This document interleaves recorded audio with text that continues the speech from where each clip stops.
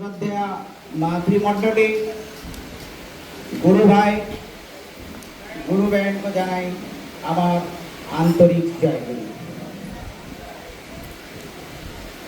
आज भाद्र परिक्रमा का उपलक्ष्य में श्रीहरिपुरम गुरु परिवार लोगों ने इस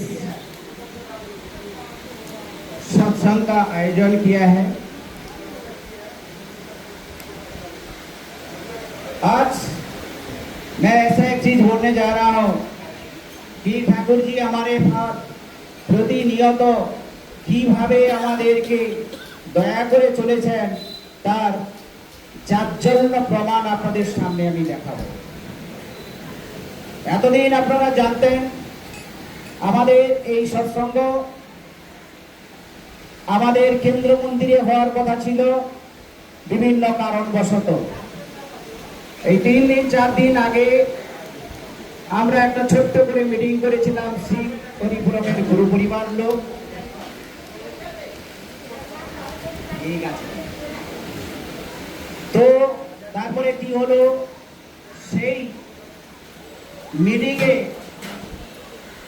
আমরা মোটামুটি সিদ্ধান্তে পৌঁছে গেলাম মন্দিরেই ভাবে, কিন্তু হঠাৎ করে মায়েরা এমনি ভাবে জেগে উঠলেন, মায়েরা এমনি ভাবে প্রভাবিত হয়ে পড়লেন, সেখানে আমাদের আর বলার কোনো বক্তব্য ছিল না। কারণ কোন অনুষ্ঠান করতে গেলে একটি আর্থিক পরিস্থিতির প্রয়োজন হয়, আর সেই আর্থিক পরিস্থিতি যখন আমি মায়েদেরকে বললাম 50,000 টাকা দেন আমাকে, মাত্র 3 দিন বাকি আছে, দাদা একটু কম কি হয় না? আরে না, কিছুতেই হবে না। ঠিক আছে, আমরা লেগে যাবো, আমরাই করে ফেলবো। কি করবে কালেকশন? ওইখানে 15 মিনিটসের মধ্যে 37,000 কালেকশন ওইখানে হয়ে গেল, ওইখানে বসে বসে মিটিং। তার মানে মাতৃমণ্ডলী মায়েরা যে কত প্রভাবশালী, মায়েদের মধ্যে যে কত গুণ রয়েছে, আমরা পুরুষ মানুষ তার কখনো ইয়াত্রাও করি না। তাই শ্রী ঠাকুর অনুকূল চন্দ্র মায়েদের উপরে এমন ভাবে ভাব জাগিয়ে তার সমস্ত পুণ্যপুঁথি থেকে শুরু করে, সমস্ত গ্রন্থ থেকে শুরু করে, বিবাহ কথা থেকে শুরু করে এই মায়েদের উপরেই জোর দিয়েছেন শ্রী শ্রী ঠাকুর। দ্বিতীয় কথা, ঠাকুর আমাদের উপরে প্রতিনিয়ত কিভাবে দয়া করে যাচ্ছেন। এর আগে আপনারা এখানে দেখেছেন আমরা বাইরে প্যান্ডেল লাগাতাম, নিচে গ্রিন ম্যাট লাগাতাম, প্রচুর খরচের ব্যাপার থাকতো, কিন্তু কি হবে কি হয়ে গেল, এই গত 2 দিন ধরে হালকা ধরনের বৃষ্টি হচ্ছিল, আমরা খুব চিন্তায় পড়েছিলাম প্যান্ডেল ছাড়া তো হবেই না। কিন্তু তখন আমার স্বয়ং আচার্যদেব শ্রী দাদার একটা কথা মনে পড়ে গেলেন। কোনো এক সময় খুব বড় ধরনের একটা অনুষ্ঠান হচ্ছিল, এই মানে সৎসঙ্গ এবং মানে উৎসব, প্রচুর প্রবল ধারে বৃষ্টি হচ্ছে। ভক্ত মন্ডলী তখন শ্রী আচার্যদেবের কাছে গিয়ে নিবেদন করলেন, আচার্যদেব আমরা তো এত বড় কাজে নেমে গেছি, করবোটা কি? মৃদু স্বরে আচার্যদেব ওনাদেরকে বললেন, বৃষ্টির কাজ বৃষ্টি করছে, তোমাদের কাজ তোমরা করো। ঠিক সেটাই হলো। কাল থেকে আমার একটু চিন্তা ছিল, দিন আজকে সকালবেলা মেঘলা মেঘলা ছিল, আমরা আমাদের কাজ করে যাব, ওনার কাজ উনি করবেন। সো এই যে প্রতিনিয়ত আমাদের উপরে যে ওনারা দয়া করে চলেছেন, তার ইয়াত আমরা রাখি না, তার গুরুত্ব আমরা দিই না। যাকে আজকে যে সমস্ত সৎসঙ্গী মানুষ, নন সৎসঙ্গী মানুষ যারা দূর দূরান্ত থেকেও এই রবিবারের দিনেও এখানে উপস্থিত হয়েছেন, তাদেরকে জানাই আমার সশ্রদ্ধ প্রণাম এবং ভালোবাসা। এবারে আসি ঠাকুরের কথায়। প্রথম প্রশ্ন উঠছে, এই ভারতবর্ষের মাটিতে এত বড় বড় ঋষি মহাঋষি ঠাকুর দেবতার কোনো কিছুরই অভাব নেই। বাংলায় একটা কথা আছে, 33 কোটি দেবতার আবির্ভাব। তাহলে আবার এই শ্রী ঠাকুর অনুকূল চন্দ্রের প্রয়োজনীয়তা কি? প্রয়োজনীয়তা এই কারণে হয়েছে যে যিনি যুগ পুরুষোত্তম ভগবান শ্রীকৃষ্ণ, ভগবান রামচন্দ্র এসেছিলেন, তাদের লীলা তাদের মতো করে দেখিয়ে দিয়ে গেছেন, সময় উপযোগী যথারীতি যেভাবে যে সময়ের জন্য যেভাবে তাদের চালানোর দরকার ছিল তারা চালনাই করে গেছেন। সেই জন্য যুগ পরিবর্তনের সঙ্গে সঙ্গে যুগের চাহিদা অনুযায়ী যারা পরমেশ্বর, যারা পরম পিতা রূপে বিভিন্ন রূপে বিভিন্ন সময়ের সঙ্গে আবির্ভূত হন। তো ঠাকুর নিজেই বলেছেন একটি ভালো ছড়ার মাধ্যমে, বুদ্ধ ঈশায় বিবেক করি শ্রীকৃষ্ণ রসুল চৈতন্যে জীবদ্বারে আবির্ভূত হন, তারাও কি এক জানিস নি রে? সব দেবতাই সব কিছু সব এক সমান, সব ঈশ্বর সেই প্রভু, তিনি রয়েছেন উপরে। কিন্তু স্বাভাবিকভাবে আমাদের সামনে প্র্যাকটিক্যাল ভাবে আমাদেরকে পরিচালনা করার জন্য তারা যুগ প্রয়োজনীয়তা অনুসারে সেই রূপ নিয়ে এসেছেন। তাই পরম প্রভু এইবারে এসেছেন পুরো সপরিবার নিয়ে, তার পুত্র, তার সমস্ত সন্তান সন্ততি, বড়বা যে লক্ষ্মী মা রূপে এসেছেন, তিনি প্র্যাকটিক্যালি বুঝিয়ে দেখিয়ে দিয়েছেন।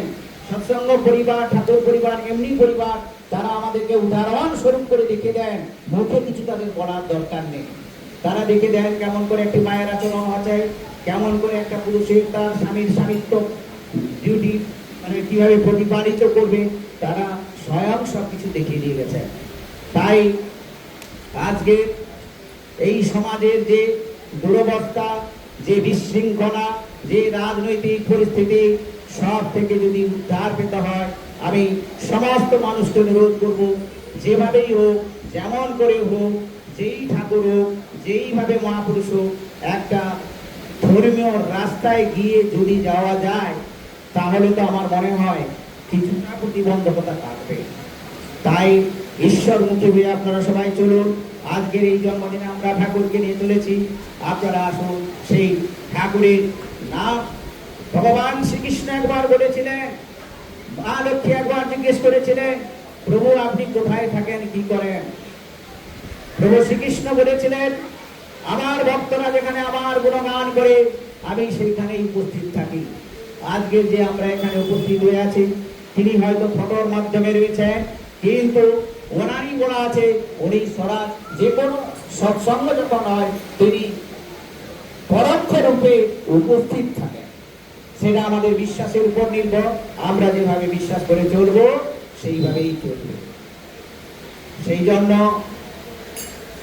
আমি সবাইকে অনুরোধ করব, আপনারা ইষ্টমুখী হয়ে চলুন। যারা দীক্ষা নিয়েছেন তারা ইষ্টমুখী হয়ে চলুন, যারা দীক্ষা নেননি যেভাবে হোক, যেমন করে হোক, যেই ঠাকুর হোক, তার কমসে কম নাম নিয়ে নিজের জীবনকে ধন্য করে গড়ে তুলুন। आज का ये सत्संग भाद्र परिक्रमा का सत्संग हमारा श्री हरिपुरम के गुरु भाई लोग दे रहे हैं। हम सभी के, हम उनकी तरफ से पूरी विश्व कल्याण में विश्व कल्याण का हम प्रार्थना करते हैं ठाकुर जी का आराधन करने में। सत्संग क्यों है, सत्संग क्या है, सत्संग का उद्देश्य क्या है? सत्संग का उद्देश्य है मनुष्य निर्माण। कैसे होगा मनुष्य निर्माण? ठाकुर जी ने तो बोल दिया है, सबसे बड़ा काम है मनुष्य निर्माण। वो कैसे होगा, क्या है वो अनुभूति, क्या है, हम कैसे कर सकते हैं ये काम? मनुष्य निर्माण तो बहुत बड़ा चीज़ है। हम तो यही सोचेंगे मनुष्य निर्माण तो बहुत बड़ा चीज़ है, हम इसको कैसे हम कर पाएंगे? तो एक कुछ एग्जाम्पल्स हैं। मेरे दोस्त थे, प्रिय दोस्त थे, वो बता रहे थे 2-3 दिन पहले, तो कुछ लोग थे जो चोरी चकारी करते थे। 10-15 लोग थे, उसमें एक मुखिया था, वो चोरी चकारी करते थे पूरा। जहाँ भी देखते थे पूरा 10-15 दिन देखते थे, और वहाँ जाके उसको चोरी करना होता था, डाका डालना होता था। अच्छा सा रेकी करके जाके चोरी करके अपने पास आके वो मिल बांट के खाते थे पूरा पैसा। जंगल में एक जगह, एक अच्छा सा जगह देख के वहाँ मिल बांट के खाते थे। तो क्या हुआ, एक बार इन लोगों ने सोचा ठीक है, ये हम जहाँ जा रहे हैं वहाँ सत्संग हो रहा है, क्या करेंगे? तो हम लोग अपना कान बंद कर लेंगे। क्यों? क्योंकि अगर वहाँ से आवाज़ हम अपना कान में रुई डाल लेंगे और हम अपना काम करते जाएंगे, किसी का बात नहीं सुनेंगे, और कोई भी एक्सटर्नल डिस्टर्बेंस आएगा तो वो नहीं सुनेंगे करते हैं। ठीक है, वैसे चले इन लोग। तो एक बार जब इन लोग चोरी करने के लिए गए थे, तो राजा, उस जगह का राजा भी इन लोग को ढूंढ रहे हैं, ये चोरी हो रहा है, इतना जगह पे चोरी हो रहा है, करके उस राजा को भी खबर मिला है, अपने सैनिकों को, सेनापति को भेजा है ढूंढने के लिए। तो जब राजा ढूंढ रहा है इन लोगों को, दोनों तरफ से हलचल चल रहा है। क्या हुआ, उसमें से जो 10-15 लोग जो चोरी करने के लिए गए थे, एक बंदे का, एक व्यक्ति का जो कान में रखा हुआ था उसको निकल के गिर गया था। तो उसने वो सत्संग का बात सुन लिया, सत्संग जो हो रहा था, सत्संग का जो गान हो रहा था, सत्संग में जो बातें हो रही थी वो सुन ली उसने। वो सुनने के बाद उसने बोला, अरे यहाँ पे सैनिक भी आए हुए हैं, किसके लिए आए हुए हैं सैनिक, कहीं हमारे लिए तो नहीं आए हुए हैं सैनिक। ये बात बोल के अपने जो साथी थे उन लोगों को आगाह कर दिया उसने। आगाह करने के बाद बोला, ठीक है, हम अपना जगह चेंज कर लेते हैं, हम अपना जगह चेंज कर लेते हैं करके उन्होंने लास्ट मोमेंट में अपना जगह चेंज कर दिया और वो बच गए, किसी हालत में वो बच गए वहां से। तो बच गए। फिर बाद में उस व्यक्ति ने सोचा कि सत्संग मात्र मैंने 2 मिनट सुना था, सत्संग का जो भजन था और सत्संग में जो बोला जा रहा था वो मैंने बस 2 मिनट सुना है, तो मैं बच गया हूँ, नहीं तो मुझे फांसी हो जाती वहां पे, नहीं तो उन लोगों ने काल कोठरी में डाल देते और तो वहां 10-15 साल ऐसे ही आराम से रहता जेल में। तो देखिए वो 2 मिनट सुनने का प्रभाव क्या है, वो आदमी वहां से बच गया। तो अगर मैं उसको फॉलो करूं, उस सत्संग को अगर मैं फॉलो करूं, उस सत्संग का विचारधारा को अगर मैं फॉलो करूं, तो क्या होगा, तो मेरे जीवन में कैसे परिवर्तन आएगा। वो परिवर्तन के लिए अगर हम अपना परिवर्तन चाहते हैं, मनुष्य कुछ चाहता है, क्या चाहता है, सिंपल सा चीज है, हर एक दिन एक परिवर्तन। हम पूरा पहाड़ सर पे उठा नहीं सकते, एक ही दिन में हम पूरा चेंज हो जाएंगे, हम अच्छा मनुष्य बन जाएंगे, वो हो नहीं पाएगा। हम धीरे धीरे करके हम मनुष्य की तरफ बदलना है, हम अच्छी तरफ बोलना, अच्छा मनुष्य की तरफ बनना है। वो कैसे होगा, वो ठाकुर जी के पास जाने से होगा, वो गुरु के पास जाने से होगा। हम बोलते हैं गुरु के पास जाना क्यों है, सबसे बड़ा क्वेश्चन आता है गुरु के पास जाना क्यों है। मैं एक एग्जाम्पल बताता हूँ। परशुराम ने अपना गुरु को पकड़ के, परशुराम विष्णु का रूप थे, लेकिन वो गुरु को पकड़ के अपने पिताजी को गुरु के रूप में मान के उन्होंने अपना अंदर जो भी चेंज लाया है वो आया हुआ है। फिर भगवान राम तो मैं तो बोलूंगा भगवान राम नहीं है, वो गुरु राम है, क्योंकि वो मनुष्य रूप में आए हुए हैं। मनुष्य रूप में आने के बाद विष्णु नो डाउट, लेकिन वो मनुष्य रूप में आए हुए हैं। मनुष्य रूप में जो भी प्रॉब्लम था उन्होंने फेस किया हुआ है, फेस करने के बाद भी वो क्या है, उन्होंने क्या किया है, बस सिंपल सा एक एग्जांपल बताता हूँ। उन्होंने भी अपना गुरु को पकड़ा हुआ है, वशिष्ठ ऋषि उनके कुल गुरु थे, जो ऋतिक है, जो उस रघुवंशी जो है, रघु उनका कुल है, वो रघुकुल के ऋतिक है, वो ऋतिक को पकड़ के उन्होंने अपना चेंज किया हुआ है। वैसे ही विश्वामित्र को पकड़ के उन्होंने अपना विद्या सीखा हुआ है। वो विद्या कहाँ काम आया है, जो रावण को अंत करने के टाइम पे काम आया हुआ है। वैसे ही है कृष्ण, भगवान कृष्ण, गुरु कृष्ण बोलूंगा उनको मैं, मेरे लिए तो वो गुरु है, कृष्ण है। किनसे उन्होंने सीखा हुआ है, संदीपानी ऋषि से। अपने गुरु को पकड़ के, पहले बोला जाता है पहले 16 साल उन्होंने अपने वृंदावन में ही बिता दिए। वृंदावन में बिताने के बाद मुझे उनको लगा है, नहीं, अगर मैं वृंदावन में ही रहूंगा तो मेरे अंदर जो चेंज है वो नहीं आएगा। मैं किसके लिए, मेरा जन्म किसके लिए हुआ है वो नहीं हो पाएगा। इसीलिए वो वृंदावन से बाहर आएंगे। वृंदावन से बाहर आने के बाद उन्होंने संदीपानी ऋषि का अपना उनको गुरु माना है, और गुरु मानने के बाद जो उनकी तरफ से जो चेंज हुआ है, वो पूरा दुनिया देख रहा है। भगवत गीता, हम बोलते हैं गुरु को पकड़ना है, कैसे गुरु को पकड़ना है? तो एक एग्जाम्पल बताता हूँ। एक तेलुगु व्यक्ति थे, वो हैदराबाद के रहने वाले थे।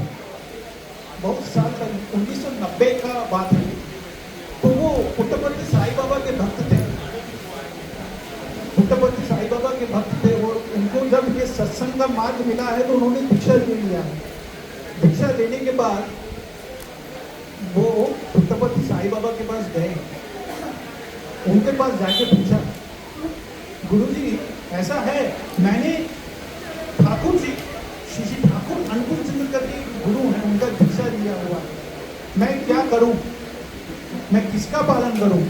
पहले तो मैं अभी आपको पालन करता था, बचपन से तो मैं आपको पालन करके आ रहा हूं, लेकिन अभी उनका दीक्षा ले लिया है, किसको पालन करूंगा? ये एक डाउट है। अगर आप क्लैरिफाई कर देंगे तो मुझे मेरा जो द्वंद है, मेरे मन में जो द्वंद है वो खत्म हो जाएगा वहां। तो उन्होंने बोला है, उनकी अनुभूति जो मुझे पता चला है मैं बता रहा हूँ। उन्होंने बोला है, हम तो छोटे छोटे चिंगारी हैं, वो दिया है, वो सूर्य है, हम एक छोटा दिया मात्र हैं, बस वो सूर्य है, वो सूर्य को पकड़ के चलो। हम तो बस बोलते हैं we are part of that organization, we are part of that organization called Shri Thakur. हम सत्संग को पकड़ के चल रहे हैं या ठाकुर जी को पकड़ के चल रहे हैं? बोल रहे थे अभी कुछ 6 महीना पहले जब हम वहाँ देवघर गए थे तो बोल रहे थे, पूज्य निकिता बोल रहे थे, हम ठाकुर जी को पकड़ के चल रहे हैं, हम सत्संग को पकड़ के नहीं चल रहे हैं, हम ठाकुर जी को पकड़ के चल रहे हैं। ठाकुर जी हैं तो सत्संग है, ठाकुर जी हैं तो सत्संग है।